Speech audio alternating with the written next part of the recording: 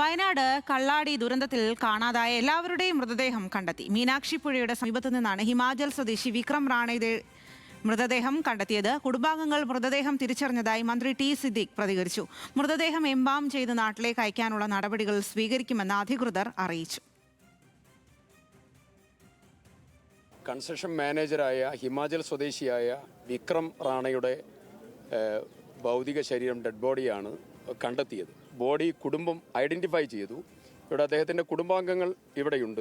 വിക്രമിൻ്റെ body taluk headquarter ആശുപത്രിയിലേക്ക് മാറ്റിയിരിക്കുന്നു.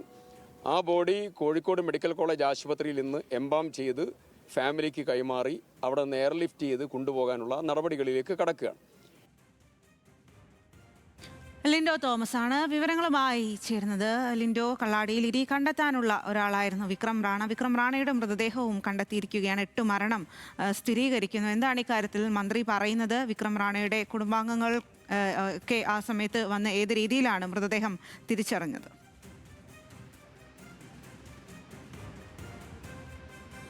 സ്വാതി, കള്ളാടി മണ്ണിടിച്ചിൽ ദുരന്തമുണ്ടായി തുടർച്ചയായ 6 ദിവസത്തെ തിരച്ചിലിനൊടുവിലാണ് അവസാനത്തെ ആളുടെയും മൃതദേഹം, കാണാതായ അവസാനത്തെ ആളുടെയും മൃതദേഹം കണ്ടെടുത്തത്. ഇന്ന് രാവിലെ 11 മണിയോട് കൂടിയാണ് അവസാനത്തെ ആളായിട്ടുള്ള ഹിമാചൽ പ്രദേശ് സ്വദേശിയായിട്ടുള്ള വിക്രം റാണയുടെ മൃതദേഹം ഈ സമീപത്തെ മീനാക്ഷി പുഴയുടെ 150 മീറ്റർ അകലെയുള്ള ഒരു ഏലത്തോട്ടത്തിലെ കുളത്തിലാണ് ഈ മൃതദേഹം കണ്ടെടുത്തത്. ആദ്യഘട്ടത്തിൽ ഈ മൃതദേഹം പുറത്തിറക്കാൻ വലിയ ബുദ്ധിമുട്ട് നേരിട്ടിരുന്നു. ചെളിയിൽ പുതഞ്ഞ രീതിയിൽ, കുളം ആകെ മൂടിയ രീതിയിലായിരുന്നു. പിന്നീട് NDRF പ്രവർത്തകരും ഫയർഫോഴ്സ് സംഘാംഗങ്ങളും അടക്കമുള്ളവർ വലിയ രീതിയിൽ പണിപ്പെട്ടതിന് ശേഷമാണ് ഈ മൃതദേഹം എസ്കലേറ്റ് ചെയ്ത് എടുക്കാൻ സാധിച്ചത്. ഈ മൃതദേഹം എസ്കലേറ്റ് ചെയ്ത് എടുത്തതിന് ശേഷം ബന്ധുക്കൾ കണ്ട് തിരിച്ചറിഞ്ഞതിന് ശേഷമാണ് ഇത് വിക്രം റാണയുടെ തന്നെ മൃതദേഹമാണെന്ന് ഇപ്പോൾ തിരിച്ചറിഞ്ഞത്. ഈ ദുരന്തമുണ്ടായി ആദ്യ ദിവസം തന്നെ 3 മൃതദേഹങ്ങൾ ലഭിച്ചിരുന്നു. പിന്നീടുള്ള തുടർ ദിവസങ്ങളിൽ 4ഓളം മൃതദേഹങ്ങൾ പിന്നീടും ലഭിച്ചു. ആകെ 8 പേരെയാണ് കാണാതായിട്ടുള്ളത് എന്ന് സർക്കാർ ആദ്യഘട്ടത്തിൽ തന്നെ സ്ഥിരീകരിച്ചിരുന്നു.